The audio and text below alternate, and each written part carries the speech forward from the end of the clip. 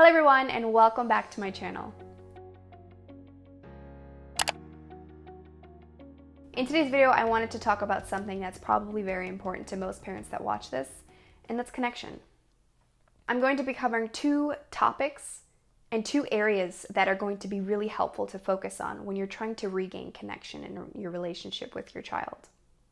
And make sure you stick around to the end of this video, as I'm going to be giving away something that you will definitely find helpful in getting connection. So stay tuned for that. I also just wanted to make a quick announcement that spots for my one-to-one have opened up.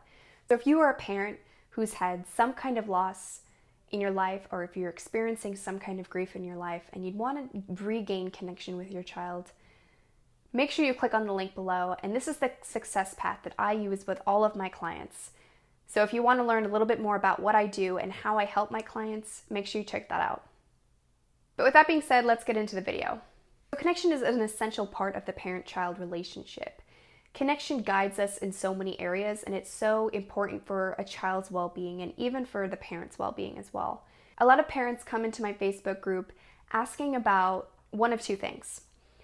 And it's either regaining a connection with a teenager or a school-age child, or it's if my younger children aren't listening to me, how do I get them to listen to me? And being closely connected with your child covers both of those things. So when it comes to listening, I think in a sense it's important to acknowledge that kids will always be kids. Their prefrontal cortex isn't even developed fully. So when it comes to processing and navigating those new emotions, it's going to be tricky to do that on top of listening to you and trying to understand you. So when you're connected with them and they understand you, they trust you, they feel more motivated to listen to you and, follow your lead when it comes to asking them to do simple tasks. As long as you have connection with them, they're going to follow your lead. And it's all about trust, honesty, and vulnerability. Those are the three things that I think are super important to have when it comes to trying to regain that connection, or when it comes to developing a connection with a younger one. Just to give you a little bit of backstory about when I was experiencing a loss of connection in my relationships, when I was going through grief and I was going through a loss over and over again in my life, it was really important for me to try and gain a new perspective and try new things that I was not so much comfortable doing with, because I knew it was important to the other person in a relationship. And those principles still apply. Although I don't have kids myself, I understand the importance of a relationship. And I understand the importance of the emotional intelligence involved in a relationship, the perspective in a relationship. I understand all of these principles, and I know how it can apply to a parent-child relationship. It's something I've dealt with my mother, and it's something we navigated together. But I know that the reason you're here is because you want to understand it in terms of your own relationship with your child. I'm going to go over two key things that are going to be really important in maintaining or reinventing that connection with your child. So the first is one-on-one time. And I wanted to just bring up a quick point. I had a meeting with a client this week, and we were trying to discover what was holding her daughter back from, wanting to listen and, getting rid of the attitude.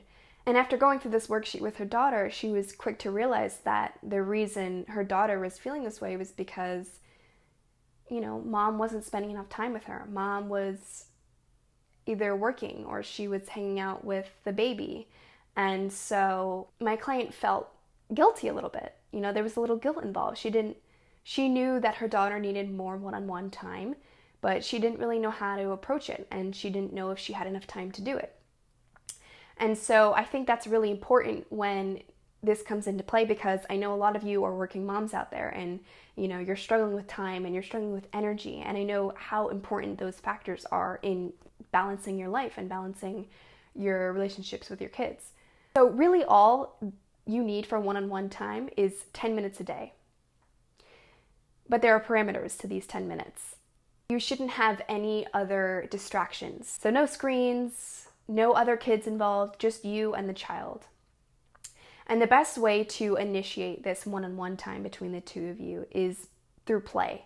And I know that, and when you think of play, you just think of younger kids, but a play is not necessarily you can play with a school-age child, you can play with a teenager.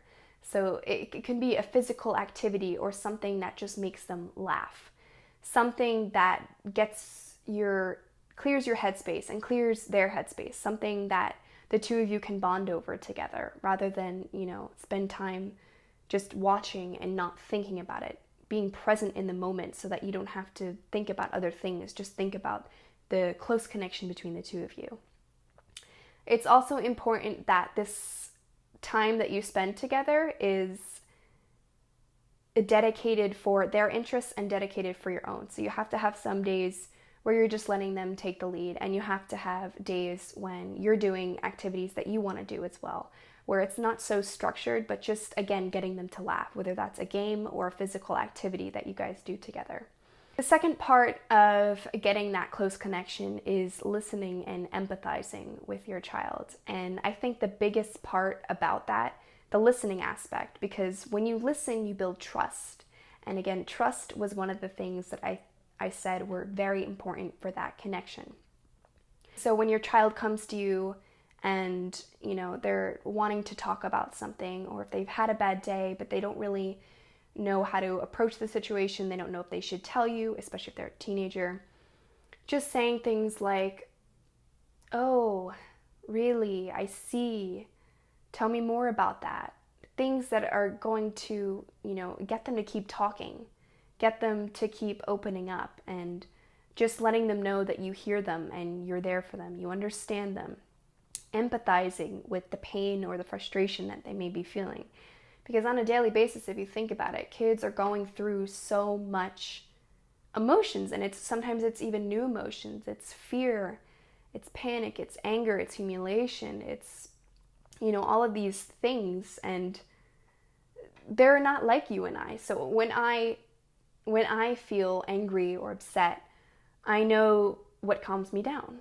Sometimes kids don't really know what calms them down, so you kind of have to help them navigate it. And again, play or some kind of physical activity is going to be helpful for them. So that's how that one-on-one time, that play, can also play into listening and empathizing. Any kind of physical activity or play often helps de-stress kids as well. In fact, it's one of their only ways that they can distress. It's getting rid of all that pent-up energy that they have and they don't know where to put. It's reducing those stress hormones and increasing those bonding hormones. So that's why I chose these two topics, because I think both of them play into each other a little bit.